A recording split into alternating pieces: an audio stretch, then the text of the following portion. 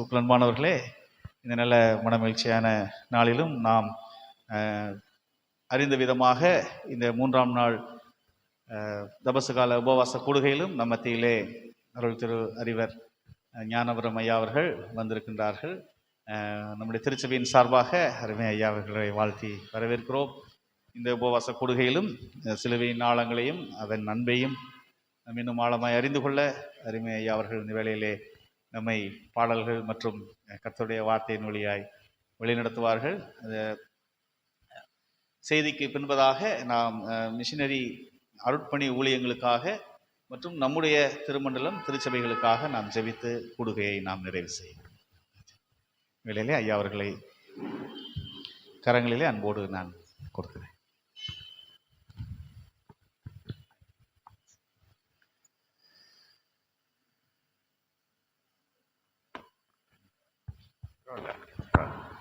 போதும். அன்பான இனிய சகோதர சகோதரிகளே, பிள்ளைகளே, உங்கள் எல்லாரையும் அன்போடு வாழ்த்துகின்றேன். இந்த வார கடைசியில் உங்களோடு கூட இருப்பது எனக்கு ரொம்ப மகிழ்ச்சி. எல்லா ஊர்களுக்கும் அலைந்து திரிகின்ற சூழலில் இந்த வாரம் என்னை மதுரையிலேயே இருக்க வைத்துவிட்ட என் அன்பு தம்பிக்கு நான் நன்றி உள்ளவனாக இருக்கிறேன். உங்கள் எல்லாரையும் பாராட்டுகின்றேன். இது வார வாரம் இந்த உபவாச கூடுகை மாதம் ஒரு முறை இது சிறப்பாக வைக்கப்பட்டிருக்கிறது. நன்றி. இந்த பாட்டுத்தாள் உங்கள் கையில் கொடுத்துருக்காங்களா? இந்த பாட்டுத்தாள் எடுங்க. ஜபா வந்திருக்காங்க. தேங்க்யூ ஜபா. ஆமாம், ஆகா, நேற்றே உட்கார்ந்துருக்கலாம்ல. ரொம்ப சந்தோஷம். இதில் பாடினீங்களா நீ காலையில்? இப்போ போதுறையா இதில் பாடினீங்களா இல்லையா? ரைட்.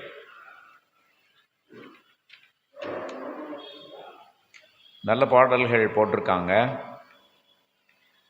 பாத்திரம் நிரம்பி வழிகின்றதே பாடலாமா? முதலாவது பாடல் எடுங்க. இந்த பாட்டு புஸ்தகம் எடுங்க. இந்த பாட்டுத்தாளில் முதலாவது பாடல். நான் நினைக்கிறேன் இது டாக்டர், அவங்க பேர் என்ன, ஒன்று தாமஸ் தங்கராஜ், இல்லாட்டி அவருடைய நண்பர் வெள்ளூர்காரர், அவருடைய பாடல். பாடலாமா? பாத்திரம் நிரம்பி வழிகின்றதே, பாடலும் நாவில் எழுகின்றதே, பாடுவேன் என்றும் இயேசுவையே, பாகமும் பங்கும் எனக்கவரே. பாத்திரம் நிரம்பி வழிகின்றதே, பாடலும் நாவில் எழுகின்றதே, பாடுவேன் என்றும் இயேசுவையே, பாகமும் பங்கும் எனக்கவரே. பலத்தின் மேலே பலனடைந்தேன், பரத்தினாவி வரமதினான், பள்ளம் மேடுகள் பலவரினும் பாடுகள் பட்டிட நான் தயங்கேன்.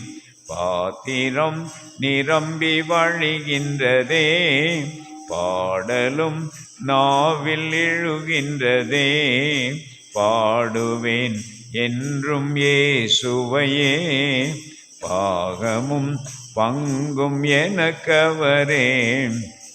அருளின் மேலே அருளடைந்தேன், ஆண்டவர் இயேசு கிறிஸ்துவினால், அகலாமுள்தான் இருந்திடினும் அருளே போதும் என்றிடுவேன். அகலாமுள்தான் இருந்திடினும் அருளே போதும் என்றிடுவேன். பாத்திரம் நிரம்பி வழிகின்றதே, பாடலும் நாவில் எழுகின்றதே, பாடுவேன் என்றும் இயேசுவையே, பாகமும் பங்கும் எனக்கவரே. மகிமை மேலே மகிமை உண்டே, மாண்பு மேலும் மேலும் உண்டே. மண்ணில் வாழும் வாழ்வதிலே மகிமை கண்டேன் முன் சுவையாய். மண்ணில் வாழும் வாழ்வதிலே மகிமை கண்டேன் முன் சுவையாய். பாத்திரம் நிரம்பி வழிகின்றதே, பாடலும் நாவில் எழுகின்றதே. பாடுவேன் என்றும் இயேசுவையே, பாகமும் பங்கும் எனக்கவரே. ஆமாம், டாக்டர் தயானந்தன் பிரான்சிஸ் அவர்களுடைய பாடல். இசை தாமஸ் தங்கராஜ், பாட்டு தயானந்தன் பிரான்சிஸ். அவரை பார்த்துருக்கீங்களா? நம்முடைய கல்லூரியிலே மிக பல ஆண்டுகள் வேலை செய்தார், என்னுடைய ஆசிரியர், உடன் ஆசிரியர். ரைட், போலாம். பாதை தெரியாத ஆட்டை போல, அது தெரியுமில்ல? எடுங்க பார்க்கலாம். 4வது பாடல், 4வது பக்கத்தில் 4வது பாடல். எஃப் கொடுங்க, எஃப் கொடுங்க, டியில் கொடுங்க. பாதை தெரியாத ஆட்டை போல அலைந்தேன் உலகிலே, நல்ல நேசராக வந்து என்னை மீட்டீரே. நல்ல நேசராக வந்து என்னை மீட்டீரே. கலங்கினேன் நீர் என்னை கண்டே, பாதறினே நீர் என்னை பார்த்தே. கல்வாரியின் அண்டை வந்தே, பாவம் தீர நான் அழுதே. பாதை தெரியாத ஆட்டை போலே அலைந்தேன் உலகிலே. என் காயம் பார்த்திடு என்றே, உன் காயமாறிடும் என்றே. நம்பிக்கையோடு நீ வந்தா துணையாக இருப்பேனே என்றே. பாதை தெரியாத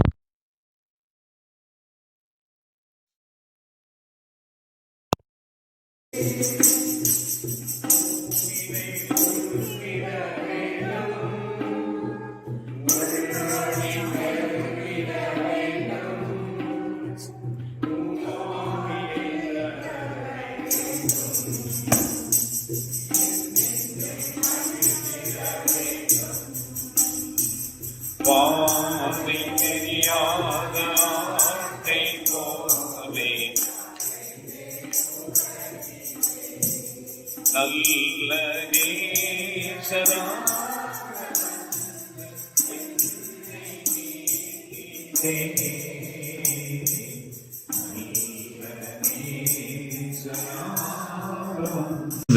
என்னை மீட்டீரே. ஆஹா, எல்லாமே அரசரடி பாடல்களாக இருக்கு. வாரத்தில் 1 மணி நேரம் பாடுவோமா? தெரியுமா? அந்த 12வது பாடல் 9வது பக்கத்தில் 12வது பாடல் ரொம்ப நகைச்சுவையான பாடல். ரொம்ப நகைச்சுவை, ஆனால் அதே சமயத்தில் நல்ல சவால் நிறைந்த பாடல். டி கொடுங்க. டியா எஃப்பா? அப்படியா? பாடுங்க. வாரத்தில் 1 மணி நேரம் நாங்க கிறிஸ்தவங்க, மற்ற நேரத்தில் பேரில் தாங்க நாங்க கிறிஸ்தவங்க, நாங்க கிறிஸ்தவங்க. வாரத்தில் 1 மணி நேரம் நாங்க கிறிஸ்தவங்க, மற்ற நேரத்தில் பேரில் தாங்க நாங்க கிறிஸ்தவங்க. நாங்க கிறிஸ்தவங்க. தாத்தா தாமஸு, அப்பா ஆமோஸு, நானோ போவாசு, இன்னும் என்னங்க. தாத்தா தாமஸு, அப்பா ஆமோஸு, நானோ போவாசு, இன்னும் என்னங்க. ஞாயிற்றுக்கிழமையிலே வேடத்தை கலைப்பேன், ஆலயத்தில் கபிரியல் நானேதான். மறுபடியும் ஞாயிற்றுக்கிழமையிலே வேடத்தை கலைப்பேன், ஆலயத்தில் கபிரியல் நானேதான்.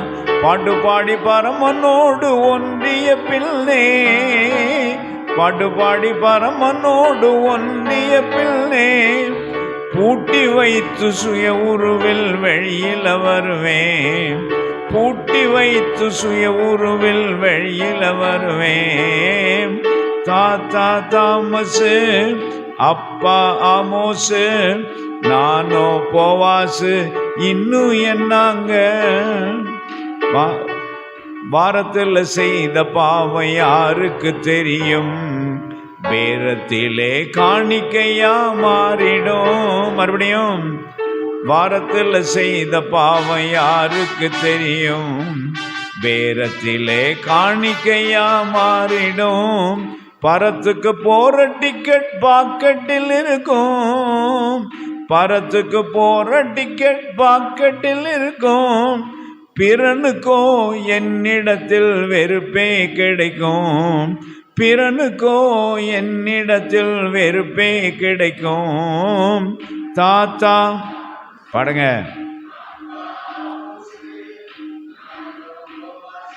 இன்னும் என்னங்க.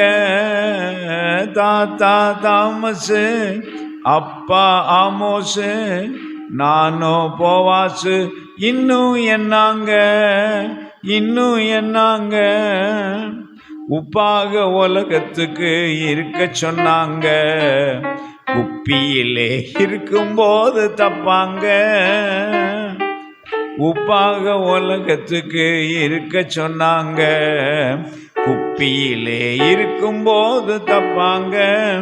தப்பிக்கூட பிறரோடு கலந்திட மாட்டோம், தப்பிக்கூட பிறரோடு எப்போதும் சொல்லும் செயலும் இணைந்திட மாட்டோம், எப்போதும் சொல்லும் செயலும் இணைந்திட மாட்டோம். தாத்தா அப்பா நானோ போவாசு, இன்னும் என்னங்க, இன்னும் என்னங்க, இன்னும் என்னங்க. சூப்பரு. இங்கே யாரும் போவாசு இல்லை இல்லைங்க, இங்கே யாருக்கும் அப்பா ஆமோஸ் இல்லை இல்லை இல்லை இல்லை, யாருக்கும் தாத்தா தாமஸு இல்லை இல்லை. தப்பிச்சிட்டிங்க, தப்பிச்சிட்டோம். நானும், எனக்கும் அப்பா பேர் மாசிலாமணி, தாத்தா பேர் ஞானமுத்து, அதனால் நான் தப்பிச்சிட்டேன். என் பேர் போவாச்சு இல்லை. கடைசி பாட்டு அந்த பத்தாவது பக்கத்தில் 13வது பாட்டு. இதுவும் ரொம்ப நகைச்சுவையான பாட்டு, நகைச்சுவையான பாட்டு. இந்த நம்ம ஏற்கனவே பாடின பாட்டை எழுதினவர் தாமஸ் தங்கராஜ். இந்த பாட்டை எழுதினது யாருன்னு நீங்களே கண்டுபிடிங்க பார்க்கலாம். பாடின பிற்பாடு கண்டுபிடிச்சிருவீங்க, எங்கே பார்க்கலாம். பாடின பிற்பாடு நீங்களே கண்டுபிடிச்சிருவீங்க. Right, ready. பணம் என்றால் பிணமும் வாயை பிழக்கும் ஐயா. தன்னானே நானே நானே தானா, தன்ன நானே நானே நானே நானா, தன்னானே நானே நானே நானா, தன்ன நானே நானே நானே நானா. பணம் என்றால் பிணமும் வாயை பிழக்கும் ஐயா, பாதாளம் மட்டும் பாயும் பணமே அம்மா. பணம் என்றால் பிணமும் வாயை பிழக்கும் ஐயா, பாதாளம் மட்டும் பாயும் பணமே அம்மா. பந்தியிலே முந்தி நிற்கும் பணம் தான் ஐயா, பந்தியிலே முந்தி நிற்கும் பணம் தான் ஐயா. நல்ல குணங்கூட குப்பையிலே என்றோம் அம்மா. பணம் என்றால் பிணமும் வாயை விளக்கும் ஐயா. பாதாளம் மட்டும் பாயும் பணமே அம்மா.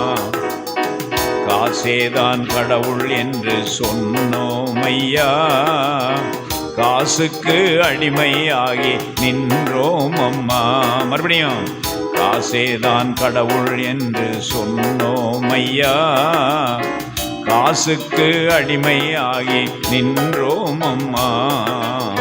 பேசாத இடத்திலெல்லாம் பேசுதையா. பேசாத இடத்திலெல்லாம் பேசுதையா. நம்மில் பிரிவினை ஏற்படுத்தி விட்டதம்மா. பணம் என்றால் பிணமும் வாயை விளக்கும் ஐயா. பாதாளம் மட்டும் பாயும் பணமே அம்மா. கடவுளை சார்ந்து நாமே வாழ்வோம் என்றார். காசுக்கு அடிமையாக வேண்டியதில்லை.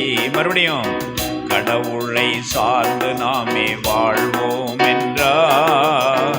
காசுக்கு அடிமையாக வேண்டியதில்லை. உடைமைகள் பொதுவாக வைத்தோம் என்றால். உடைமைகள் பொதுவாக வைத்தோம் என்றால் இந்த உலகிலே இறையரசு நிலையாகுமே. பணம் என்றால் பிணமும் வாயை விளக்கும் ஐயா. பாதாளம் மட்டும் பாயும் பணமே அம்மா. வழமை கடவுள் தந்த வரமும் அல்ல. இங்கு வறுமை அவர் தந்த சாபமும் அல்ல. மறுபடியும் வழமை கடவுள் தந்த வரமும் அல்ல. வறுமை அவர் தந்த சாபமும் அல்ல. இருப்பார் இல்லார் என்ற இழிநிலை மாற. இருப்பார் இல்லார் என்ற இழிநிலை மாற. இறைமகன் வழி நின்று உழைத்திடுவோமே. பணம் என்றால் பணம் என்றால் பிணமும் வாயை பிளக்கும் ஐயா. பாதாளம் மட்டும் பாயும் பணமே அம்மா. பணமே ஐயா. பணமே அம்மா. பணமே ஐயா. பணமே அம்மா. Any guess? ஐயோ ஐயோ, கொலை பண்ணிட்டீங்க. ஆமாம், ஒரு 10-20 வருஷத்துக்கு முன்னாடி ஒரு குறிப்பிட்ட மாநாட்டுக்காக நான் எழுதின பாடல் இது. வறுமை வறுமை வழமை என்ற தலைப்பில் ஒரு மாநாடு ஒன்று நடந்தது தமிழ்நாடு இறையியல் கல்லூரியில். அந்த மாநாட்டுக்காக இந்த பாட்டை எழுதினேன். தமிழ்நாடு இறையியல் கல்லூரியில் பாட்டு புஸ்தகத்தில் இதை வைத்திருக்கிறார்கள். அதை என்னுடைய அன்பு தம்பி நம்ம பாட்டு புஸ்தகத்தில் போட்டது ரொம்ப சந்தோஷம், மகிழ்ச்சி. உண்மைதானுங்க, வளமை கடவுள் தந்த வரமும் அல்ல, வறுமை அவர் தந்த சாபமும் அல்ல. ஆனால் இன்னைக்கு சுத்து பிரசங்கியார்கள் என்ன சொல்லுகிறார்கள்? நான் உன்னை ஆசீர்வதிப்பேன், நீ ஆசீர்வாதமாக இருப்பாய். உன்னுடைய பேங்க் பேலன்ஸு என்ன செய்யும்? மேலே போய்கிட்டே இருக்கும். அதுவும் எங்களுக்கு 1000 ரூபா கொடுத்தா அங்கே 10,000 ரூபா கூடும். எங்களுக்கு நீங்கள் 10,000 ரூபா கொடுத்தா அங்கே 1,00,000 ரூபா கூடும். என்ன நடக்குதுங்க? என்ன நடக்குதுங்க? அதையும் நம்பி ஏமாந்து போகிற திருச்சபை மக்கள் வாழுகின்ற, நிச்சயமாக KK நகர் திருச்சபை மக்கள் அப்படி இருக்க மாட்டீர்கள் என்று எனக்கு தெரியும். உங்களை நேசிப்பதற்கு அது ஒரு நல்ல காரணம். போதுமா? பாட்டு போதுமா? போதுமா? ரைட், எடுங்க. கொஞ்ச நேரம் நம்ம பைபிள் படிப்போம். ஐயா, என்னையா இப்படி வாசிக்கிறீங்க? ஏங்க நேற்றுக்கு பேசாமல் உட்காந்துக்கிட்டு இருக்கிறீங்க? நல்லா வாசிக்கிறாருங்க. என்னையா சாம்பிள் தான், ரியல் இனிமே தான் வரும். அடாடாடாடாடா. ஒரு ஊரில் அப்படி தான், ஒரு கதை சொல்லிட்டு ஆரம்பிக்கிறேன். ஒரு ஊரில் அப்படி தான் ஒருத்தர், அது என்ன நீங்கள் சொல்லியா தெரியணும்? அதனால் அது தானாக வருது. பிஷப்பையா மருமகனால தானாக வருதான். ஒரு ஊரில் இப்படி தான் ஒருத்தர் பெரியவர் ஒரு கச்சேரிக்கு பாட்டு பாட போயிருந்தாராம். கச்சேரிக்கு பாட்டு பாட போயிருந்தாராம். அப்போ ஒரு தகப்பனார் தன்னுடைய மகனை கூட்டிகிட்டு வந்து அந்த பெரியவர்கிட்ட சொன்னாராம், ஐயா என் மகன் மிருதங்கம் வாசிப்பான், அவனை உங்கள் கச்சேரியில் கொஞ்சம் வாசிக்க சொல்லுங்க அப்படின்னு. இவர் பெரியவர் என்னடா திடீர்னு வந்து ஒரு சின்ன பையனை வாசிக்க சொல்கிறாங்க, நீ எப்படி வாசிப்பான்னு தெரியலையே, கச்சேரியை கற்றுவிட்டான்னுன்றது அப்படின்னு சொல்லிட்டு யோசித்தார். ஆனால் லோக்கல் ரிசோர்ஸஸை பயன்படுத்தணும்ல. அது நான் எப்போவுமே போகும்போது, ஊர்களுக்கு போகும்போது லோக்கல் ரிசோர்ஸஸ் இருந்தால் நானே பயன்படுத்துவேன். அது கொஞ்சம் முன்ன பின்ன இருந்தாலும் கூட நான் அட்ஜஸ்ட் பண்ணிக்கிடுவேன். அதனால் அப்படி சொல்லலை உங்களை. நல்லா வாசித்தீங்க, நேற்று வாசித்துருக்கலாமேன்னு கூட நான் சந்தோஷம். அப்போது சரி வாசிக்க சொல்லுங்க அப்படின்னாரு இந்த பாட்டுக்காரர். அவன் மேடையில் ஏறி உட்காந்து வாசிக்க ஆரம்பித்தான். எல்லா பாட்டையும் அவனுக்கு கொடுக்கல, ஒரு சில பாடல்களை மட்டும் எப்பா நீ வாசிப்பா அப்படின்னாரு பாட்டுக்காரர். அவன் வாசித்து முடிச்சிட்டான். கச்சேரி முடிஞ்சது. அப்போது வெளியே நின்று பேசிக்கிட்டு இருக்கும்போது அந்த தகப்பனார் வந்தார். வந்து என் மகன் எப்படி வாசித்தான், மிருதங்கம் எப்படி வாசித்தான் அப்படின்னாரு. அதுக்கு இவர் சொன்னார், அவன் என் பாட்டுக்கு வாசிக்காமல் அவன் பாட்டுக்கு வாசிக்கிறான். என் பாட்டுக்கு வாசிக்காம அவன் பாட்டுக்கு வாசிக்கிறான். அவர் என் பாட்டுக்கு தான் வாசித்தார். இப்போ கட்டாயம் என் பாட்டுக்கு தான் நீங்கள் வாசித்தீங்க. நன்றி மகனே. முடிக்க முன்னாடி இன்னொரு பாட்டு பாடிடுவோம், உங்களுக்காக ஒரு பாட்டு பாடுவோம். ரைட், போகலாமா? அவ்வளோதான் கதை இன்னைக்கு. நான் நிறைய கதைகள் கொண்டு வந்தேன், பட்டு நமக்கு டைம் இல்லை. மணி 11:45 ஆயிடுச்சு. 12:30க்கு முடிக்கணுமா? அப்போ நம்ம கொஞ்சம் நேரம் பைபிள் படிப்போம். எடுங்க, பைபிளில் ஒரு முக்கியமான ஒரு சாப்டர் கொண்டு வந்திருக்கிறேன் உங்களுக்கு. நேற்றே ஐயாட்ட சொல்லிட்டேன், இந்த சாப்டரை தான் நம்ம படிக்க போகிறோம் அப்படின்னு சொல்லி. மத்தேயு 6வது அதிகாரம் 1 முதல் 21 வசனம். மத்தேயு 6வது அதிகாரம் 1 முதல் 21 வசனம் எடுத்து வச்சுக்கிடுங்க. இந்த லெந்து காலத்திலே படிக்க வேண்டிய ஒரு நல்ல பாடம். லெந்து காலத்திலே படிக்க வேண்டிய ஒரு நல்ல பாடம். மத்தேயு 6 1 முதல் 21 வசனம். அதை 3 பிரிவாக பிரித்து நம்ம படிக்க போகிறோம். 3 பிரிவு, 3 தலைப்பு, எல்லாமே 3 பாயிண்ட் தான். அதுக்கு முன்னாடி 5 பில்லர்ஸ் ஆஃப் இஸ்லாம் அப்படின்னு ஒரு கான்செப்ட் உண்டு. 5 பில்லர்ஸ் ஆஃப் இஸ்லாம். யாரெல்லாம் படித்தவங்க? இஸ்லாத்தில் உள்ள 5 தூண்கள். ஐயா படிச்சிருக்காங்க. 1 நோன்பு. அவங்க நோன்பு இருப்பாங்க. அந்த எந்த காலத்தில் நோன்பு இருப்பாங்க? தவக்கா. நமக்கு தவக்காலம், அவங்களுக்கு அந்த ரம்ஜானுக்கு முன்னாடி நோன்பு இருப்பாங்க. எத்தனை நாள்? அது எத்தனை நாள்? அதுவும் 40 50? அவங்க 40 தானா? ஆச்சரியமாக இருக்கே. நம்ம 40 மாதிரி அவங்களும் 40. அவங்க நோன்பு இருப்பாங்க. நோன்பு. 2வது, ஒரு நாளைக்கு எத்தனை முறை ஜெபம் பண்ணுவாங்க? 5 முறை. 5 முறை ஜெபம் பண்ணுவாங்க. அது 2வது. 3வது, தர்மம் கொடுப்பாங்க. ஈகை பெருநாள்னே ஒரு பெருநாள் வச்சுருக்காங்க. அது என்னது? நம்ம ஐயா ஆபிரகாம் இது கொடுத்தார்ல, அதுக்கு பேரே ஈகை பெருநாள். ஆமாம், 3வது ஈகை.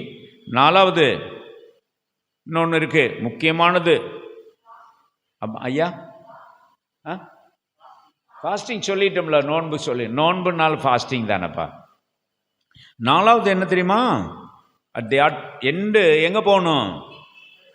அவங்க ஹஜ் பயணம் போகணும். ஆமாம், ஹஜ் பயணம் போகணும். 4. 5வது எனக்கு இப்போ தற்சமயம் மறந்துட்டேன். விசுவாசமா? அது ஒரு பில்லரா? சகாதா. ஆமாம், விசுவாசிக்கிறது. அவங்களுடைய கோட்பாடுகளை அப்படியே விசுவாசித்தல், கொஞ்சம் கூட விலகாம. அப்படி 5 தூண்கள் இஸ்லாத்தில், 5 தூண்கள். அதே மாதிரி யூத மதத்துக்கு 3 தூண்கள் உண்டு. யூத மதத்துக்கு 3 தூண் தான். இஸ்லாத்துக்கு 5 தூண்கள், யூத மதத்துக்கு 3 தூண்கள். என்னென்ன தெரியுமா?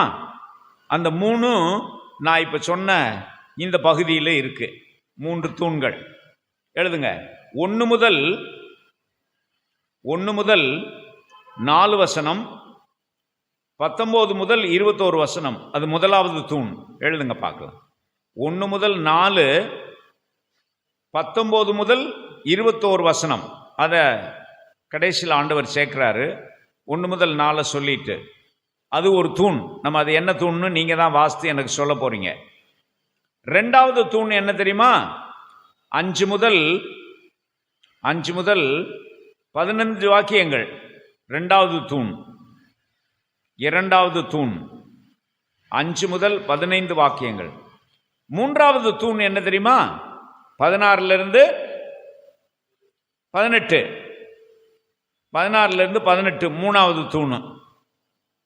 இப்ப கண்டுபிடிப்போமா 3 தூண் என்னன்னு சொல்லிட்டு? முதலாவது தூண் என்னவா இருக்கும்னு நினைக்கிறீங்க? அப்ப தர்மம் செய்தல். எதுல இருந்துச்சு? நமக்கு ஏற்கனவே இஸ்லாத்தில் இருந்துச்சு. இஸ்லாம். தர்மத்துக்கு தமிழ் சொல்லுங்க. தர்மம் தமிழ் இல்லை, ஈகை அல்லது அறச்செயல். கொடை. ஐயா என்னையா இவ்வளவு அடிக்கிறீங்க?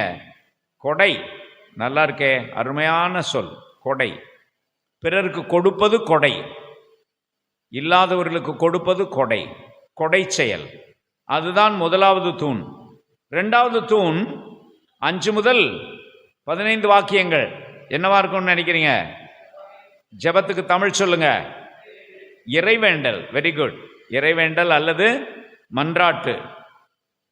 இறைவேண்டல் அல்லது மன்றாட்டு. கடைசி தூண் 16 18 வரையிலும். உபவாசத்துக்கு தமிழ் சொல்லுங்க. நோன்பு. ஃபாஸ்டிங்கா? தமிழில் ஃபாஸ்டிங்கா? இயேசுவே ரட்சியம்.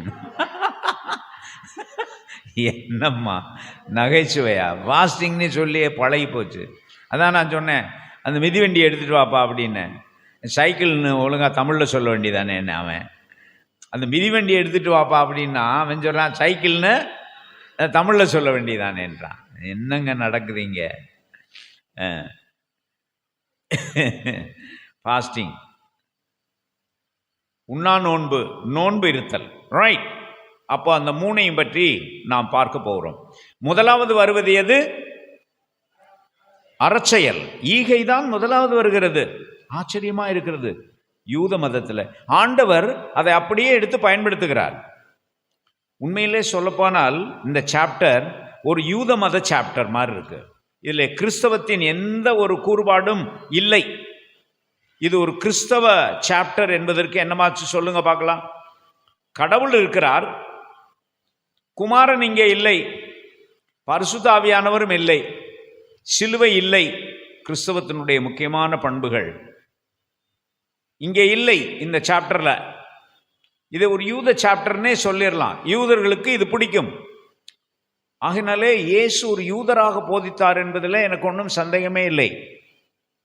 அத்தனை யூதர்களும் ஏழைகளும் சாதாரணப்பட்ட மக்களும் இயேசுவை ஏற்றுக்கொண்டதற்கு காரணம் அவர் யூதராகத்தான் போதித்தார். பாருங்கள், ஒவ்வொன்றா போவோமா? எப்படி? அந்த ஆர்டர்ல போயிடுவோமா அல்லது ரிவர்ஸ் ஆர்டர்ல போவோமா?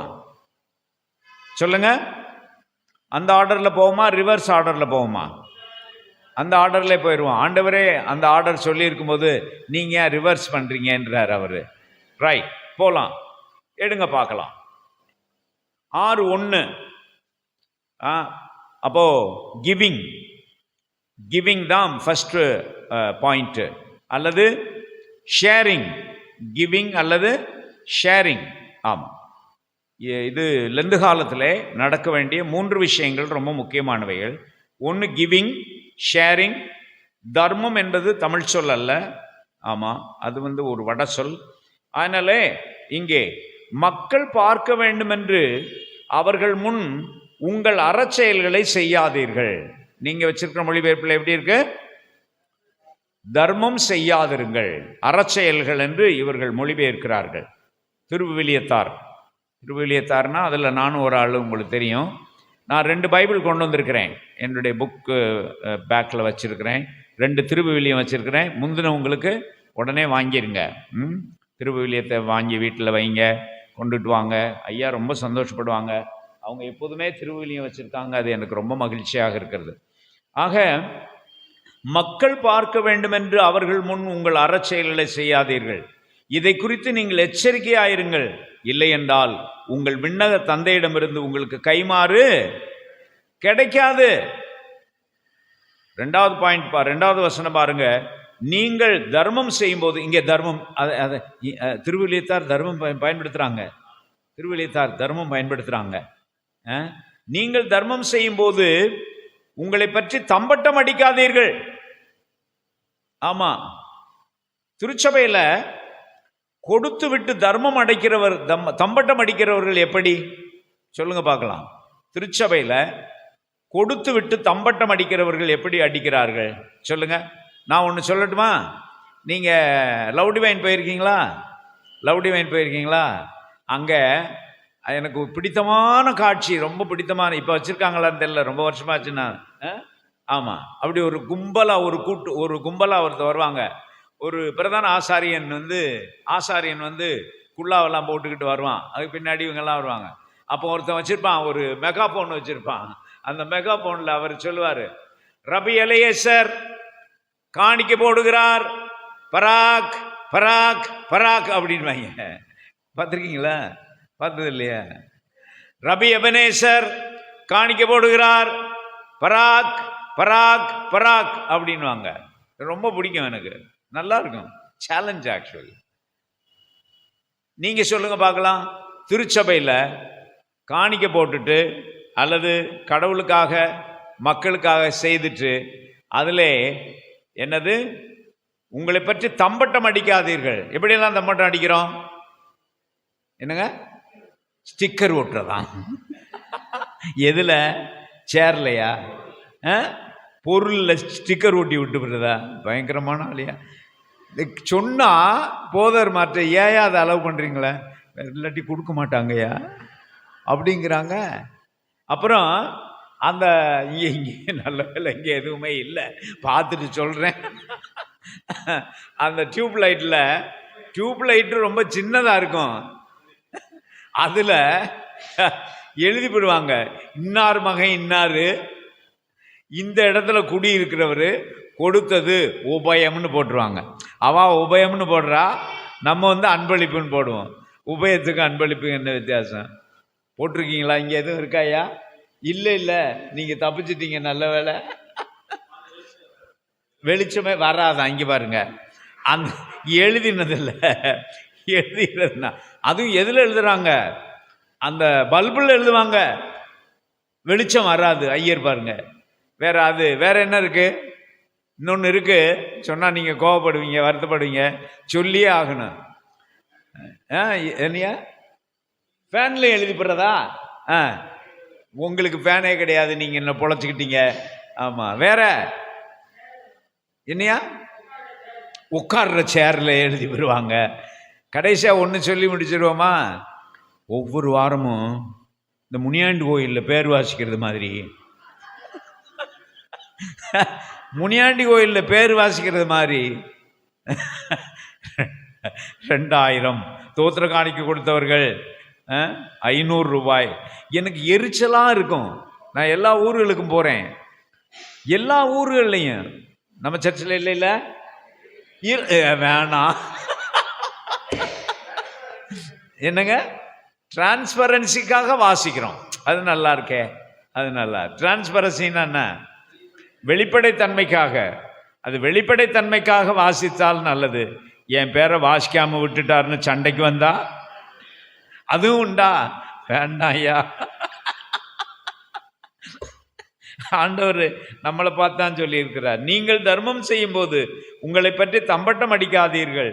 வெளிவேடக்காரர் மக்கள், அதை கொஞ்சம் குறைக்க பாருங்க. நான் சொல்லிட்டு அப்படியே போயிடக்கூடாது, அதை குறைக்க பாருங்க. இந்த திருச்சபை வளர வேண்டும்.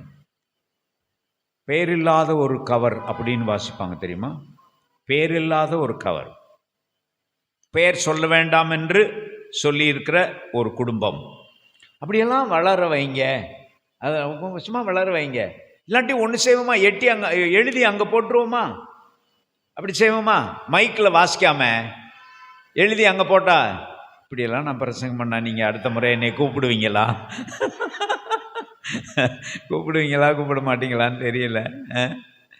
அதனால் எழுதி போடுவோம், பின்னாடி போர்டில் எழுதி போடுவோம், நம்ம கொடுத்தது அங்கே வந்திருக்கு அப்படின்றது தெரியட்டும். அதனால் நான் போகிறேன், ரொம்ப நேரம் பேச வேண்டாம். மக்கள் புகழ வேண்டும் என்று தொழுகை கூடங்களிலும் சந்துகளிலும் நின்று அவ்வாறு செய்வார். அது என்னது? தொழுகை கூடங்களிலும், தொழுகை கூடம்னா சினகாக், அங்கே இதில் ஜெருசலேமில் இருக்கிற டெம்பிள் பெரியது, தேவாலயம். சினகாக் ஒவ்வொரு தெருவாக இருக்கும், சின்ன சின்ன சின்ன கோயில்கள்.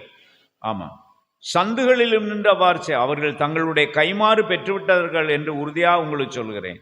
நீங்களோ தர்மம் செய்யும்போது, வாசிங்க, நீங்களோ தர்மம் செய்யும்போது உங்கள் வலக்கை செய்வது இடக்கைக்கு தெரியாதிருக்கட்டும்.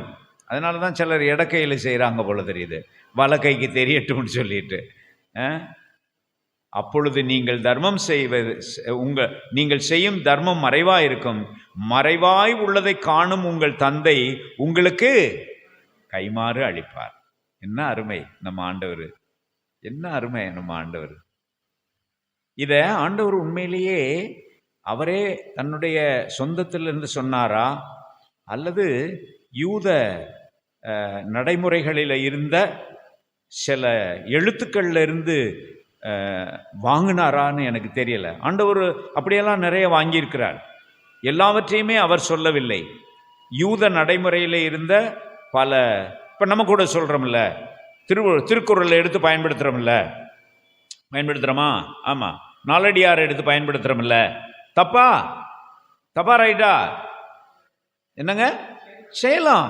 ஆமாம், என்ன சொல்லுவாங்கல்ல, இன்னைக்கு காலையிலோட ஒரு திருக்குறள் வந்துச்சு, என்னண்டி கொண்டார்க்கும் உய்விண்டாம் உய்வில்லை செய்நண்டி கொண்ட மகருக்கு.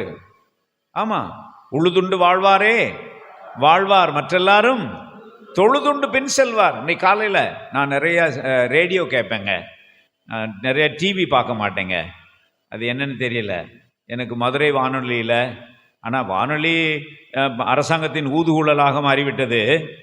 ஆனாலும் நான் ரேடியோ கேட்கிறேன். அது மாட்டுக்கு ரேடியோ பாடிக்கிட்டே இருக்கும், பேசிக்கிட்டே இருப்பாங்க, செய்தி கேட்பேன்.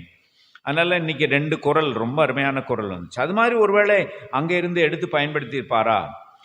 நிப்பாட்டிடுவோமா? எதை? ஈகை முதலாவது குறிப்பை நிப்பாட்டிட்டோம். ஆகையினாலே நீங்கள் செய்யுங்கள். ஈகையை பற்றி வேறு ஆண்டவர் எங்கே சொல்லியிருக்கிறார்? அதை பார்த்துட்டு முடிப்போம். ஈகையை பற்றி செய்ய வேண்டாம் என்று சொல்லுகிறார், ஆனால் செய்யுங்கள் என்று சொல்லுகிறார். நான் அப்படியே நிப்பாட்டி விட்டால் நல்லா இருக்காது. செய்யுங்கள், கொடுங்கள், அப்பொழுது உங்களுக்கு கொடுக்கப்படும் சொன்னார்ல. அவர் தானே சொன்னார். ஒருவர் உங்களுடைய மேலாடையை கேட்டால் உங்களுடைய, ஆமாம், உள்ளாடைன்னா வேறு மாதிரி நினச்சிடாதீங்க, அதையும் கலட்டி கொடுக்க சொன்னார்னு. அப்படி இல்லை, அவர்கள் 3-4 ஆடைகள் போடுவார்கள். மேல் அங்கியை கேட்டால் உள் அங்கியையும் கொடுத்து விடு என்று சொன்னார். ஓகே, யாராவது கடன் கேட்டால் முகம் கோணாமல் கொடுங்கள் என்று சொன்னாரா சொல்லலையா? வேற எங்கெல்லாம் சொல்லியிருக்கிறார் கொடுங்கள் என்று. தம்பட்டம் அடிச்சு கொடுக்காதீங்கன்னு சொன்னா அதே ஆண்டவர் தான் கொடுங்கள் என்று சொன்னார். சொல்லுங்க, வேற எங்க இருக்கு? இன்னும் 2 இடம் இருக்கு ஐயா, இன்னும் 2 இடம் இருக்கு. அப்போஸ்தலர் 20:35 வாசிங்க. அப்போஸ்தலர் 20:35 வாசிங்க. ஒரு அருமையான வார்த்தை. அம்மா அது சொல்லிட்டோம்மா, கொடுங்கள் அப்பொழுது உங்களுக்கு கொடுக்கப்படும் சொல்லிட்டோம்மா. அப்போஸ்தலர் 20:35 சத்தமா வாசிங்க.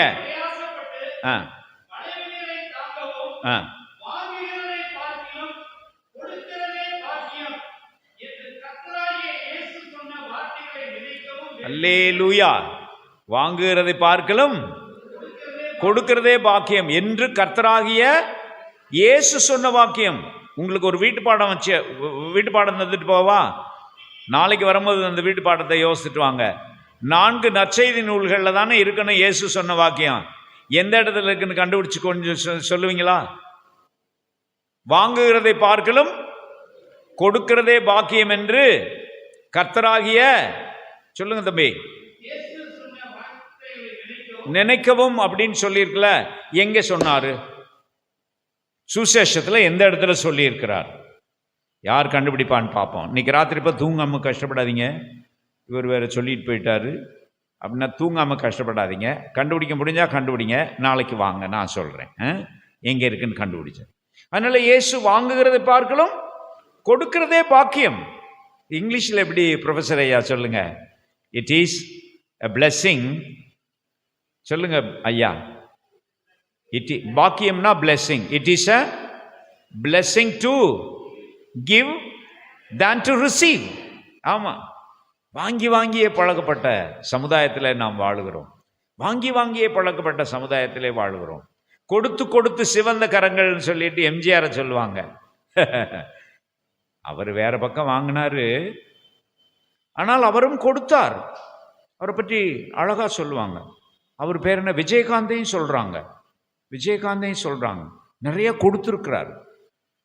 கொடுப்பது நல்லது. கொடுத்து கொடுத்து சிவந்த கரங்கள் என்று சொல்லக்கூடியவர்களாக நாம் வாழ வேண்டும். வாங்குகிறதை பார்க்கலும் வேற எங்கேயாச்சும் சொல்லியிருக்கிறார் நம்ம ஆண்டவர், கொடுங்க ஏழைகளுக்கு கொடுங்கன்னு வேற எங்கே சொல்லியிருக்கிறார்? ஒன்னே ஒன்று இருக்கு மண்டையில், அதை சொல்லிட்டீங்கன்னா நான் அடுத்த பாயிண்ட்டுக்கு போயிடுவேன்.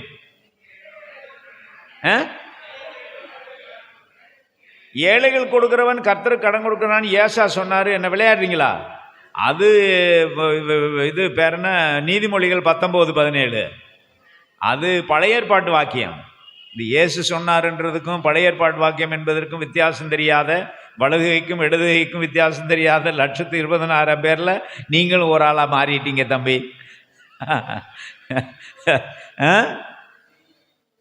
இந்த சிறியர்கள் ஒருவருக்கு எதையெல்லாம் செய்தீர்களோ அதை எனக்கே செய்தீர்கள். அல்லேலூயாமா. அதுதான்மா மண்டையில் இருந்துச்சு, அப்படியே சொல்லிட்டீங்க. 20:40.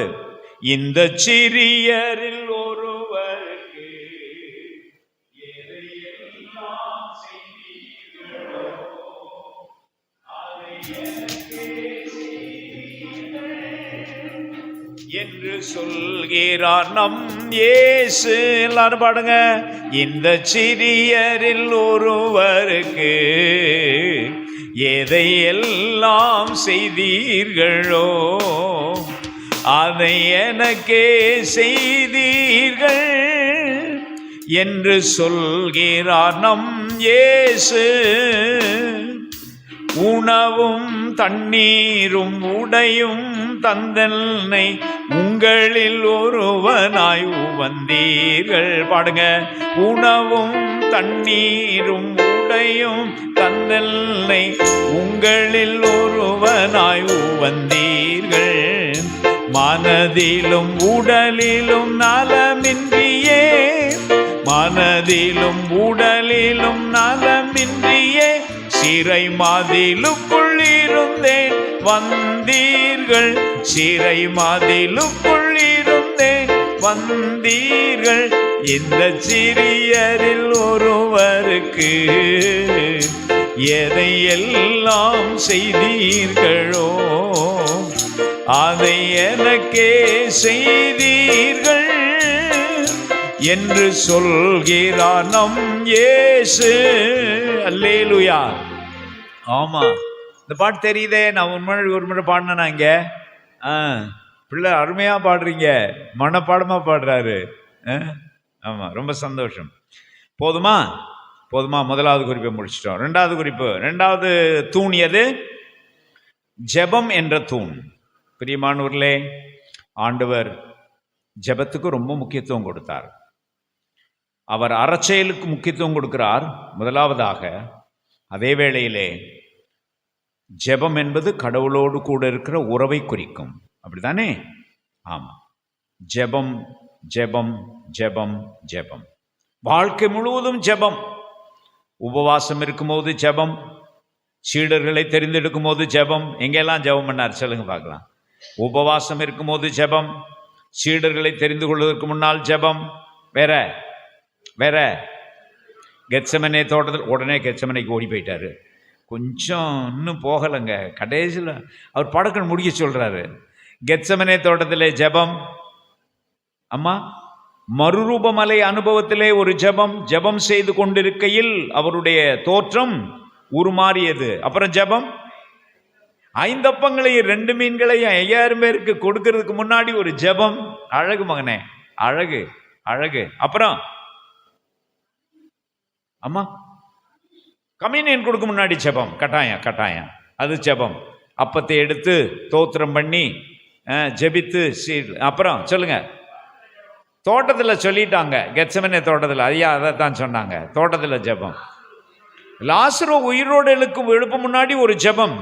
வானத்தை நோக்கி அண்ணாந்து பார்த்து, பிதாவே இந்த வேளையிலே இன்னைக்கு செவி கொடும். ஜெபம் ஜெபம் ஜெபம் ஜெபம். அல்லேலூயா. அம்மா அம்மா சிலுவையிலே ஜெபம். அதையும் சொல்லி முடிச்சிருவோமே. பிதாவே இவர்களுக்கு மன்னியும், தாங்கள் செய்கிறது இன்னதென்று அறியாதிருக்கிறார்களே. என்னுடைய புஸ்தகம் ஒன்று கொண்டு வந்திருக்கிறேன். ஆழங்களுக்கு போவோம் வாருங்கள். இயேசுவின் வாழ்வில் இறைவேண்டல் என்ற ஒரு கட்டுரை, இனிய கட்டுரை இருக்கிறது.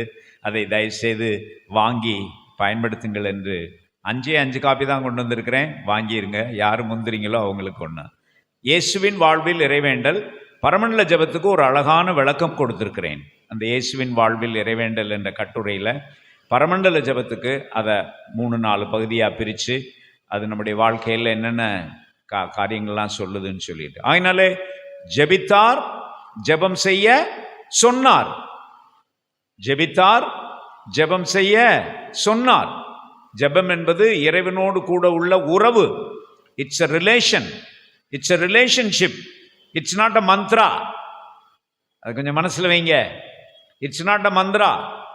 108 தரம் சொல்லிக்கிட்டே இருந்து மந்திரம் சொல்றாங்கல்ல, அதல்ல. 1008 தரமா 108 தரமா அதை சொல்லுவதனாலே ஏற்படுகிற அந்த மந்திரம் போன்றதல்ல ஜெபம். உறவு சார்ந்தது. உறவு சார்ந்ததுன்னா என்ன? பரமண்டலங்களில் இருக்கிற எங்கள் பிதாவே, உம்முடைய திருப்பெயர் தூயதென போற்ற பெறுக, உம்முடைய ஆட்சி வருக, உம்முடைய திருவுள்ளம் விண்ணுலகில் செய்யப்படுவது போல மண்ணுலகிலும் செய்யப்படுவ. இன்று தேவையான உணவை எங்களுக்கு தாரும். அடுத்தது என்ன?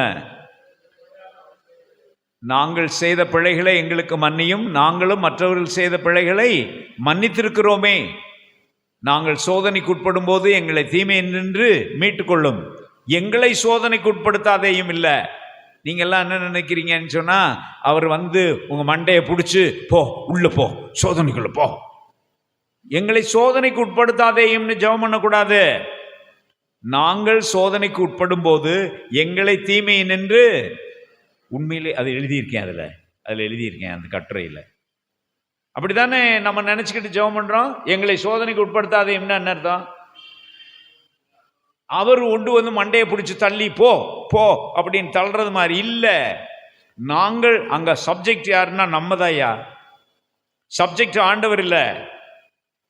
நாம சோதனைக்கு உட்பட நாம் தூண்டப்படுகிறோம். கர்த்தர் என்ன செய்கிறார்? நம்மை காப்பாற்றுகிறார். அப்படித்தான் ஆண்டவர் போதித்தார். எங்களை நாங்கள் சோதனைக்கு உட்படும் போது தீமையின்றி எங்களை ரட்சித்துக் கொள்ளும். ஆட்சியும் ஆற்றலும் மாண்பும் என்றென்றைக்கும் முடிவைகளே. அருமையான ஒரு இறைவேண்டல், அருமையான ஒரு இறைவேண்டல், ஒரு மாடல் இறைவேண்டல், ஒரு மாதிரி இறைவேண்டல் என்று ஆண்டவர் நம்ம போதித்தார். நமக்கு முடிக்கணும், டைம் இல்லை. அப்புறம் இன்னும் கொஞ்சம் கூட சொல்றார் பாருங்க. 5வது வசனம் பாருங்க. நீங்கள் இறைவனிடம் வேண்டும் பொழுது வெளிவேடக்காரரை போல இருக்க வேண்டாம். அதான் ஜெபம் பண்ணுங்கன்னு சொல்றாருங்க. அதை நான் முதல்ல சொல்லிட்டேன். ஜெபம் பண்ண வேண்டாம்னு ஆண்டவர் சொல்ல, அவரே ஜெபித்தார், ஜெபம் செய்ய சொன்னார்.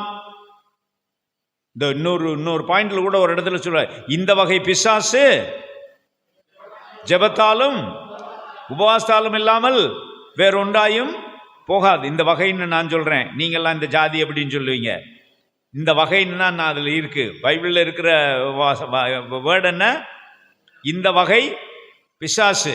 அது ஒரு பிரசங்கியார் பயங்கரமாக அதை அடித்தார், இந்த ஜாதி பிசாசு அப்படின்னா திருச்சபையில் இருக்கிற ஜாதின்னு சொல்லிட்டு இருந்தார். அது தப்பான அது ஒரு விளக்கம். திருச்சபையில் ஜாதி இருக்குன்றது ஒத்துக்கிறேன், ஆனால் அது இந்த வகை பிசாசு. சொல்லுங்க, இந்த வகை பிசாசு. பல வகை இருக்கு போல தெரியுது, பிசாசுலேயே பல வகை இருக்கு. இந்த வகை பிசாசு ஆண்டவர் எத்தனை வகையை தான் பார்த்துருக்குது. அதனால ஜெபம் வேண்டாம் என்று ஆண்டவர் சொல்லவில்லை. ஆனால் 5வது வசனம், நீங்கள் இறைவனிடம் வேண்டும் பொழுது வெளிவேடக்காரரை போல் இருக்க வேண்டாம். அவர்கள் தொழுகை கூடங்களிலும் வீதி ஓரங்களிலும் நின்று கொண்டு மக்கள் பார்க்க வேண்டுமென இறைவேண்டல் செய்ய விரும்புகிறார்கள். அவர்கள் தங்களுக்குரிய கைமாறு பெற்றுவிட்டார்கள் என உறுதியாக உங்களுக்கு சொல்லுகிறேன். 5வது வசனம். 6வது வசனம் பாருங்க. ஆனால் நீங்கள் இறைவனிடம் வேண்டும் பொழுது உங்களுடைய உள் அறைக்குள் சென்று, உள் அறைனே இருக்குங்க. உங்க பைபிள்ல என்ன போட்டிருக்கு? உங்களுடைய அறை வீட்டுக்குள்னு போட்டிருக்குல்ல. என்னுடைய பைபிள்ல உள் அறைக்குள் சென்று, அறையிலேயே எந்த அறையில் இருக்கணும்? உள் அறைக்குள் சென்று கதவை அடைத்து இருக்கா? உங்க பைபிள்ல பூட்டி இருக்கா? கதவை அடைத்து. ஏன்டா சில சமயங்களில் நாம கதவை திறந்து வச்சுக்கிட்டு ஜெபம் பண்ணுவோம். பிஷப் சாமுவேல் அமிர்தம் அவரிடத்திலே நான் கற்றுக்கொண்டவன். பேரார் சாமுவேல் அமிர்தம் தெரியுமா ஐயா? பெரியவங்களுக்கு, வயசில் மூத்தவங்க. கல்லூரியில் முதல்வராக இருந்தார். முதல்வர் அவரிடத்திலே படித்தவன் நான். முதல்வர். நானும் முதல்வராயிருந்தேன், ஆனால் முதல்வரிடத்திலே படித்தவன் நான். டாக்டர் சாமுவேல் அமிர்தம். அவர் சொல்லுவார், என் பையன்மாரெல்லாம் கூட்டி வச்சு சொல்லுவார், நீ ஜெபம் பண்ணும்போது உள்ளே போய் என்ன செய்யணும்? லாக் பண்ணிட்டு தான் ஜெபம் பண்ணணும்னு சொல்லுவார். திறந்து வச்சுட்டு ஜெபம் பண்ணியன்னா மற்றவங்க வந்து அப்படி திறந்து பார்த்துட்டு, ஐயோ அவர் பயங்கரமாக ஜெபம் பண்ணுறாருன்னு சொல்லிட்டு உன்னை பற்றி பெருமையாக நினைக்கிறதுக்கு நீ கதவை என்ன செய்யக்கூடாது? திறந்து வைக்கக்கூடாது. அவர் சொல்லுவார், பிஷப் சாமுவேல் அமிர்தம், நீ ஜெபம் பண்ணுறது மற்றவங்களுக்கு தெரியவே கூடாது. பயங்கரமான ஆள். நீ ஜெபம் பண்ணுறது மற்றவங்களுக்கு தெரியக்கூடாதுன்னு சொல்லிவிட்டு என்ன செய்வார்னா, இந்த சாப்பிட்றதுக்கு முன்னாடி கண்ணை இருக்க பொத்திக்கிட்டு ஒரு மாதிரி எல்லாருக்கும் தெரியறது மாதிரி காட்டாப்பு காட்டுறதை விட்டுரு அப்படின்வாரு. எனக்கு பயமாக இருக்கும். என்னடா அப்போ கண்ணை மூடக்கூடாதா? சாப்பிட்றதுக்கு முன்னாடி கண்ணை மூடணுமா? அப்போ மூடக்கூடாதா? கண்ணை மூடாமலேயே கர்த்தருக்கு நன்றி சொல்லித்து விட்டு சாப்பிடு அப்படின்வார் அவர். பயமாக இருக்கு. நம்மள சிலருக்கு கண்ணை மூடினா தான் ஜெபமே. ஆனால் சிலருக்கு கண்ணை மூடாமலே ஜெபம் செய்ய முடியுது. அது அவங்களுடைய ஆவிக்குரிய வளர்ச்சி. உங்களுக்கு கண்ணை மூடுனா தான் ஜெபம் வருதுன்னா தயவு செய்து கண்ணை மூடுங்க, மூட வேணான்னு நான் சொல்லலை. ஆனால் இன்னொரு சகோதரன் கண்ணை மூடாமலேயே மனசுக்குள்ளேயே, இறைவா உமக்கு நன்றி, இந்த உணவுக்காக உமக்கு நன்றி, இந்த உணவை எனக்கு தந்ததற்காக நன்றி என்று கண்ணை மூடாமலேயே அமைதியாக இருந்து ஒருவர் சொல்லிவிட்டு சாப்பிடுகிறார் என்றால் அவரை பக்தியற்றவர் என்று நீங்கள் என்ன செய்யக்கூடாது? முடிவு செய்ய சொல்லுங்க கூடாது. இது வளர்ச்சியின் அடிப்படை, வளர்ச்சியின் அடிப்படை. ஆனால் கண்களை மூடுவது நல்லது. என்னிட டிஸ்ட்ராக்ஷன் ஆகும். அந்த நேரத்தில் ஒருத்தர் வருவார், அந்த நேரத்தில் வேற என்னமாச்சும் நடக்கும். கண்களை மூடுவது நல்லது. ஆனால் ஒருவர், நான் இந்த ரோமன் கத்தோலிக்க நண்பர்களை நான் கூடுதலாக பழகுகின்றவன், அவர்கள் யாரும் கண்களை மூடி ஜபிக்கிறதை நான் பார்த்ததில்லை. இறைவா உமக்கு நன்றி என்று சொல்லித்தான் அவர்கள் கண்களை திறந்து கொண்டே ஜெபிப்பார்கள். அவர்களுடைய வளர்ச்சி 12 வருஷம் அவர்கள் ஃபார்மேஷனில் இருக்கிறவர்கள். நாங்கள் 4 வருஷம் தான் வச்சுருக்கிறோம். இதுகளை 4 வருஷம் தான் வச்சுருக்கிறோம். அதனால் அவங்க 12 வருஷம் ஆகினாலே இங்கே பாருங்கள். போலாமா? நீங்கள் இறைவனிடம் வேண்டும் பொழுது 6வது வசனம், உங்கள் உள்ளறைக்குள் சென்று கதவை அடைத்து கொண்டு மறைவாய் உள்ள உங்கள் தந்தையை நோக்கி மன்றாடுங்கள். மறைவாய் உள்ளதை காணும் உங்கள் தந்தையும் உங்களுக்கு கைமாறு அளிப்பார். மேலும் நீங்கள் இறைவனிடம் வேண்டும் பொழுது பிற இனத்தவரை போல பிதற்ற வேண்டாம். உங்க பைபிள் என்ன போட்டிருக்கு? அது நல்லா இருக்கே, அது நல்லா இருக்கே. இந்த அளப்புறது நல்லா இருக்கே. இயேசுவே ரட்சியம். எனக்கு பிதற்றுறதை விட அளப்புறது. அவன் கிடக்கான் அளப்புற, அவன் கிடக்கிறான். ஜெபத்திலே அளப்பலாமா சொல்லுங்க? இல்லை ஜெபத்திலே அளப்புறதை நீங்கள் பார்த்துருக்கீங்களா? நிறைய நடக்குதுங்க. தாங்கள் பெரிய ஜெப வீரர்கள் என்பதை காண்பிப்பதற்காக பயங்கரமா அலப்புவாங்க. இயேசுநாதருக்கே ஆலோசனை சொல்லுவாங்க, நீங்க சொன்னீங்கல்ல அப்படின்வாங்க. வசனத்தை வைத்து உரிமை கொண்டாடி ஜெபிக்கிறது வேண்டும், கட்டாயம் வேண்டும். ஆனா அதே சமயத்தில் ஆண்டவருக்கே என்ன செய்யக்கூடாது, புத்தி சொல்லக்கூடாது. பைபிள்ல ஆண்டவருக்கே புத்தி சொல்லுவாங்க தெரியுமா சில ஆளுங்க, பயங்கரமா இருக்கும். கவனமா இருங்க, தாழ்மையா இருங்க. என்ன அருமையா ஆண்டவர் பேசுறாரு பாருங்க. மேலும் நீங்கள் இறைவனிட வேண்டும் பொழுது பிற இனத்தவரை போல, பிற இனத்தவர்னா யாரு, யூதர் அல்லாதார், பிதற்ற வேண்டாம்.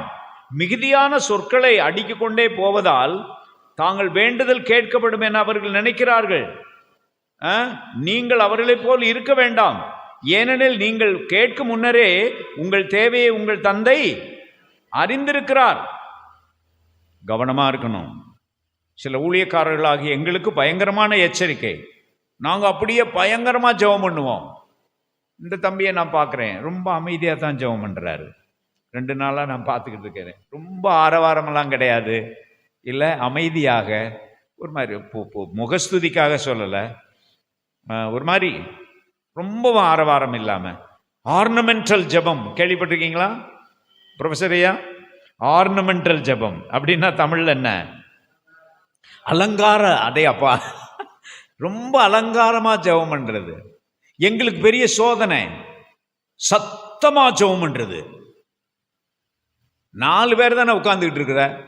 சில சமயங்களில் ஒரு ஆள் உட்கார்ந்துருப்பாரு, பயங்கரமா கத்துவாரு, கத்தி ஜெபம் பண்ணுவார். எதுக்கு கத்தி, எதுக்கு ஜெபம் பண்ற? நீ ஒரு ஆள் தானே இருக்க, ஒரு ஆள் உட்கார்ந்துக்கிட்டு கத்தலாமா? சொல்லுங்க. 2 பேர் தானே இருக்கீங்க. 2 பேரா 3 பேர் கேட்குதில்ல, எதுக்கு கத்தணும்? ஒரு நகைச்சுவை சொல்லவா? இன்னொரு கதை, நானே கண்ட கதை. ஒரு பாம்பேயில் ஒரு தரம் என்ன பண்ணேன், அந்த காலத்தில் இந்த வரிசையில் நின்று ஃபோன் பண்ணுவோம், ஞாபகம் இருக்கா? இப்போல்லாம் நம்ம எல்லாருக்கும் ஆளுக்கு ஒரு கையில் ஃபோன் வந்துருச்சு. அந்த காலத்தில் ஸ்ட்ரீட் கார்னரில் யார் உட்காந்துருப்பா? இந்த இவங்க உட்காந்துருப்பாங்க, இந்த செல்ஃபோன் இதை வச்சுக்கிட்டு, பாவம் அந்த உடல் ஊனமுற்றவங்க. ஆமாம், ஸ்ட்ரீட் கார்னரில் உட்காந்துருப்பான். அவங்களுக்கு நல்ல வருமானம் இருந்துச்சு, இப்போ எல்லாமே போச்சு, நாசமாக போச்சு இந்த செல்ஃபோன் வந்த உடனே. இன்னும் சில இடங்களில் இருக்காங்களா ஐயா ஸ்ட்ரீட் கார்னரில்? 1-2 பேர் அப்படிப்பட்டவங்களெல்லாம் உதவி செய்யுங்க. வரிசையில் நிற்கிறோம், வரிசையில் ஒருத்தராக போய் ஜெபம் பண்ணணும். இந்த காயின் போட்டு, இந்த வடிவேல் கதையில் காயின் போட்டு வடிவேல் போன்னு வரல, அது மாதிரி எல்லாரும் அழகாக பதறாமல் மெதுவாக பேசிட்டு, எப்படி இருக்கீங்க, நான் வந்துட்டேன், பாம்பே வந்துட்டேன், அல்லது நான் நாளைக்கு இங்கே போகிறேன் அப்படின்னு சொல்லி. எனக்கு முன்னாடி கொஞ்சம் நான் அப்படி நிற்கிறேன், எனக்கு முன்னாடி இன்னொருத்தர் எடுத்தார் ஃபோன் எடுத்து, ஹலோ யார் பேசுறது அப்படின்னு கத்துறாரு, பயங்கரமாக கத்துறாரு. நான் என்ன பண்ணினேன், இது என்னடா எல்லாரும் மெதுவாக தானே பேசினாங்க, இந்த ஆள் மாத்திரம் ஏன்டா அப்படி கத்துறாருன்னு நான் பார்த்தா, வாயில் வைக்க வேண்டியதை காதில் வச்சு, காதில் வைக்க வேண்டியதை வாயில் வச்சிருக்கான். என்ன எப்படி பிடிச்சு விட்டாரு, அவசரத்தில் மாற்றி பிடிச்சு விட்டாரு. என்ன moral of the story is, the moral of the story is, the more you shout, the more there is a communication gap. ரொம்ப ஷவுட் பண்ணக்கூடாது, ஆனால் நாங்கள் ஷவுட் பண்ணி தான் ஆகணும். நாங்கள் முன்னாடி நிற்கிறோம், உங்கள் எல்லாருக்கும் கேட்கணும். அதனால் ரொம்ப சத்தமாக கத்த வேண்டிய அவசியமே இல்லை. அவர் பக்கத்தில் தானே இருக்கிறாரு, உங்களுக்கு பக்கத்தில் தானே இருக்கிறாரு, நெருக்கமாக இருக்கிறாரா இல்லையா? உங்கள்கிட்ட நான் பக்கத்தில் வந்து, அம்மா எப்படிமா இருக்கீங்க, அம்மா எப்படிமா இருக்கீங்க அப்படின்னு கத்தனா என்ன ஆச்சுன்னு அர்த்தம்? ஞானம் வரத்துக்கு என்ன, காது கேட்கலன்றது மாத்திரம் இல்லை, ஏதோ கோளாறு. அங்க பாருங்க அந்த அம்மாவை, கவனமாயிருங்க. ரொம்ப சத்தமா பேசுனா பக்தின்னு யாரும் சொல்லி கொடுத்தாங்களா உங்களுக்கு? அமைதியா பேசுனா பக்தி இல்லைன்னு யாரும் சொல்லி கொடுத்தாங்களா உங்களுக்கு? ஐயா முடிக்க போறியா? ஜெபம் பண்ணணும், கட்டாயம் ஜெபம் பண்ணணும், உறவோடு ஜெபம் பண்ணணும், ரொம்ப உருக்கமாக ஜெபம் பண்ணணும், இறுக பற்றி கொண்டு ஜெபம் பண்ணணும். பாட்டிலேயே ஜெபம் பண்ணலாம். இங்க பாருங்க, கீர்த்தனையே ஜெபமாக மாறுங்க. அடடடடட, எல்லாம் அறிந்த பொருளே, எங்கள் இல்லாமை நீக்கும் அருளே, கொடும் பொல்லா மனதுடைய கல்லான பாவிகளை கொல்லாத அருள் புரியும் நல்லாயன் இயேசுநாதா, தேவா இரக்கமில்லையோ? சூரியன் மறைந்து அந்த காரம் சூழ்ந்தது, சூரியன் மறைந்து அந்த காரம் சூழ்ந்தது, சோர்ந்த என் தேகம் அயர்ந்துமே இழைப்பார போகுது, தூயா கிருபை கூர்ந்து காரும் ஐயா, பகல் முழுவதும் பட்சமாய் நீ பாதுகாத்தீரே. அந்த பாட்டை பாடிட்டு நீங்க தூங்க போங்க, சந்தோஷமா தூங்குங்க. ராவில் வரும் மோசம் ஒன்றும் என்னை சேராமல், பேயின் சற்பனை தீய சொப்பனம் மனதில் நேராமல், நேயா நின்னல் தூதர் காவல் தா. பாட்டு பாடிட்டு நீங்க தூங்க போங்க, சந்தோஷமா தூங்கலாம். நான் சில சமயங்களில் எனக்கு வார்த்தையே வரலைன்னு வச்சுக்கிடுங்க, அந்த பாட்டு பாடிட்டு நான் தூங்க போறேன். ஆத்துமம் சரீரம் என காண யாவையும் அப்பனுன் கையில் ஒப்புவித்து நான் அயர்ந்து தூங்குவேன், ஐயனே உன் பொன்னடி சரணம். என்ன அருமையான பாடல்கள். தேங்க்யூ அம்மா, ஒரு புது தாட்டை எனக்கு கொடுத்துருக்கீங்க, நன்றி அம்மா. முடிச்சிருவோமா? கடைசி பாயிண்ட் போயிருவோமா? அப்போ 1 ஈகை, 2வது இறைவேண்டல், 3வது நோன்பு. நோன்பு இருக்கணுமா இருக்கக்கூடாதா? கட்டாயம் இருக்கணும், இருக்கலாம். நோன்பு இருப்பதிலே தவறே கிடையாது. நான் மாசிலாமணி உபதேசியாருடைய மகன். எங்கள் அப்பாவுக்காக எங்கள் அம்மாவுக்காக நான் ரொம்ப நன்றி உள்ளவனாக இருக்கிறேன். ஏழை பிள்ளைகள் அவர்கள், அன்றாடம் கூலி வேலை செய்து சாப்பிட்டவர்கள். 6 நாள் வயலில் இறங்கி விவசாய கூலியாக வேலை செய்வார்.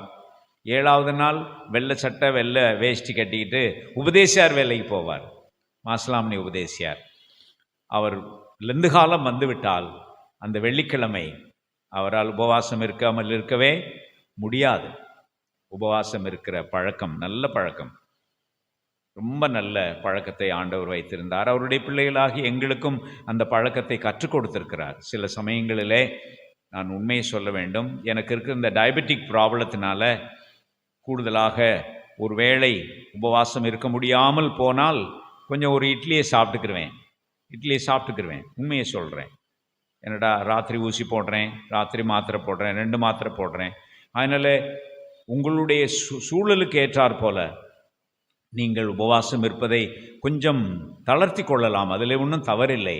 ஆனால் நிச்சயமாக உபவாசம் இருப்பது ரொம்ப ரொம்ப நல்லது. வெரி ஸ்பெஷலி உங்கள்கிட்ட ஒன்று சொல்கிறேன், நான் இதுக்கு முன்னாடி சொல்லியிருப்பேன்.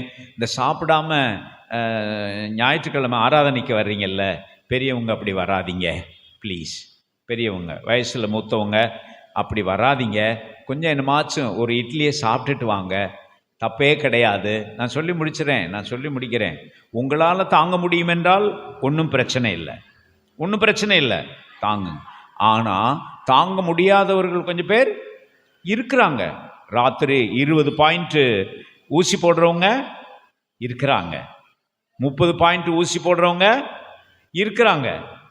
டாக்டர் செம்பன் டேவிட் நைட்டில் 30 பாயிண்ட் போடுறாரு, காலையில் 30 பாயிண்ட் போடுறாரு. அவரையெல்லாம் நான் ஆலோசனையாக, அவருக்கே செம்பன் டேவிட் தெரியுமில்ல ஐயா, நம்முடைய பெரியவர், என்னுடைய திருச்சபை அங்கத்தினர். நான் சொல்லிடுவேன், காலையில் நீங்கள் ஒரு இட்லி சாப்பிடாமல் கோயிலுக்கு வரவே கூடாதுன்னு அவருக்கு ஆலோசனை சொல்லி சட்டம் போட்டேன். நன்றி ஐயா என்று சொன்னார். ஆகையினாலே அப்படி அதெல்லாம் மனசில் வச்சுக்கிடுங்க. அதெல்லாம் உங்களால் தாங்க முடிகிறது என்று சொன்னால் ஒன்றும் பிரச்சனை இல்லை. இங்கே வந்து என்ன மாதிரி பிரசங்கியார்கள் இங்கே ஐயா அர்த்தத்தோடு சிரிக்கிறாங்க. என்ன மாதிரி பிரசங்கியார்கள் 1.5 மணி நேரம் பிரசங்கம் பண்ணி மயக்கப்பட்டு கீழே விழுகிறதை விட, யாரு பிரசங்கியார் இல்லை, சபையார் சபையார் மயக்கப்பட்டு கீழே விழுகிறதை விட நீங்கள் 2 இட்லி சாப்பிட்டுட்டு வந்து விடுவது நல்லது என்று உங்களுக்கு சொல்லுகிறேன்.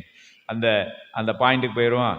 மேலும் நீங்கள் நோன்பு இருக்கும்போது 16 மேலும் நீங்கள் நோன்பு இருக்கும்போது வெளிவேடக்காரரை போல முகவாட்டமாய் இராதேயுங்கள். தாங்கள் நோன்பு இருப்பதை மக்கள் பார்க்க வேண்டுமென்றே அவர்கள் தங்கள் முகங்களை விகாரப்படுத்திக் கொள்ளுகிறார்கள். உங்க பைபிள்ல என்ன இருக்கு? வாட பண்ணுகிறார்கள். அது கூட நல்லா இருக்கே. விகாரப்படுத்திக் கொள்ளுகிறார்கள்.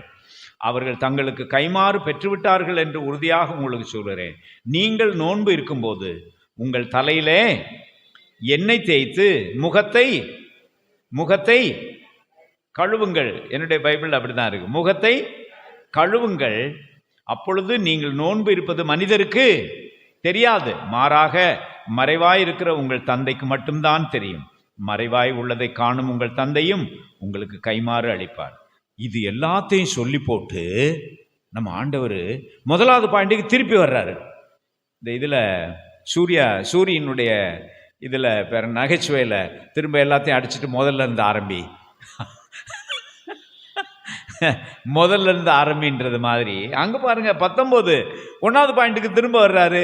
அப்போ முத்தாய்ப்பாக 1வது பாயிண்டை தான் திரும்ப வைக்கிறாரு.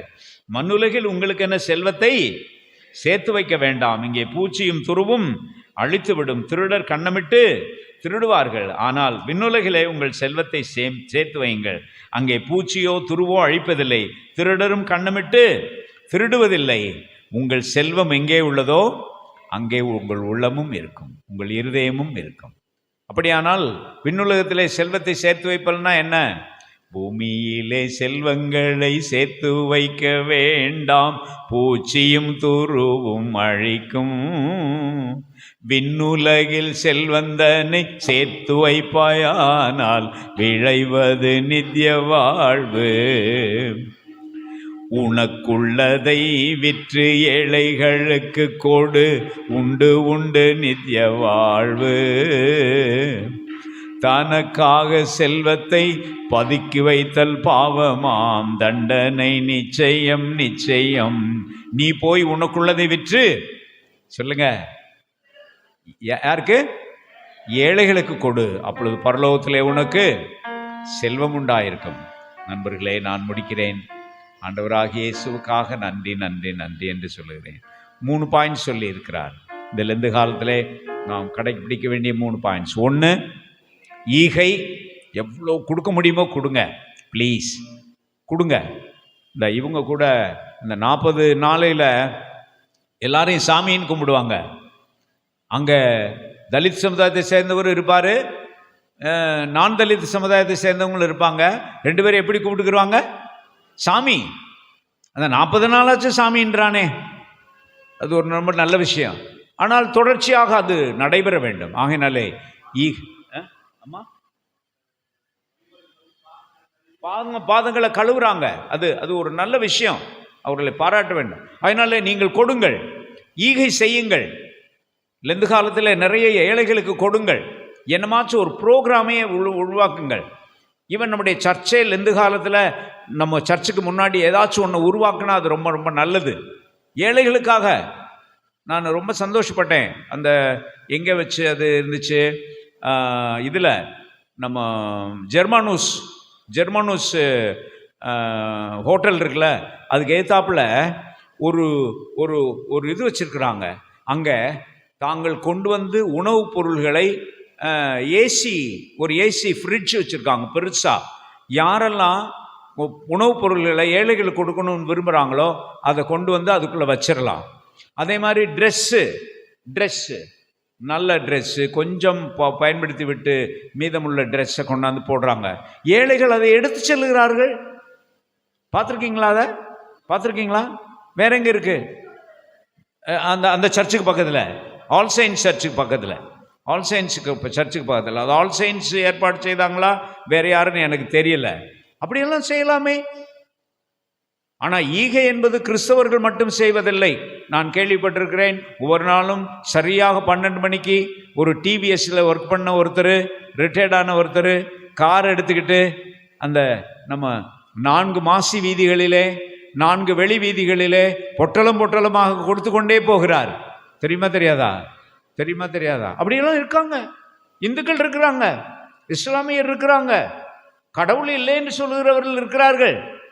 நீங்களும் நானும் ஏன் செய்யக்கூடாது? ஆகையினாலே ஈகையிலே வளர்வோம், ஜெபத்திலே வளர்வோம், உபவாசமும் இருப்போம். ஒரே ஒரு நல்ல பாட்டு மட்டும் பாடி முடிச்சிருவோம். உண்மையாம் உபவாசம் எது? உண்ணாமல் இருப்பதா அது? உண்மையாம் உபவாசம் எது? எது எது? தெரியுமா தெரியாதா? தெரியாதா? அப்போ அந்த பாட்டு வேண்டாம். ஏசாயா 58வது அதிகாரத்துக்கு போயிடுவோம். ஏசாயா 58 எடுங்க. ஏசாயா 58 உண்மையான உபவாசம் எது? எங்க இருக்கு? ஏசாயா 58 எடுங்க, வாசிங்க வாசிங்க. ஏசாயா 58 தானே? ஆமா. பசி உள்ளவர்களுக்கு சொல்லுங்க. ஏன் உள்ளவனுக்குன்னு சொல்லக்கூடாது? அதில் என்ன இருக்கு? ஆம்பளைக்கு மட்டும்தான் கொடுக்கணும்னு இருக்கு. பசி உள்ளவனுக்கு அப்படின்னா அது யாருக்கு மட்டும்தான்? ஆம்பளைங்க மட்டும்தான். ஆனால் நான் சொல்றேன் பசி உள்ளவர்களுக்கு. மாத்தி வாசிங்க தம்பி.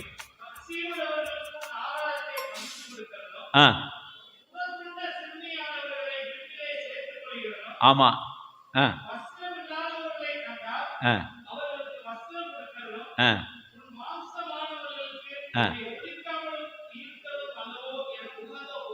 உண்மையான உபவாசம். அருமை அருமை. தம்பிக்கு எவ்வளவு தைரியம் பார்த்தீங்களா?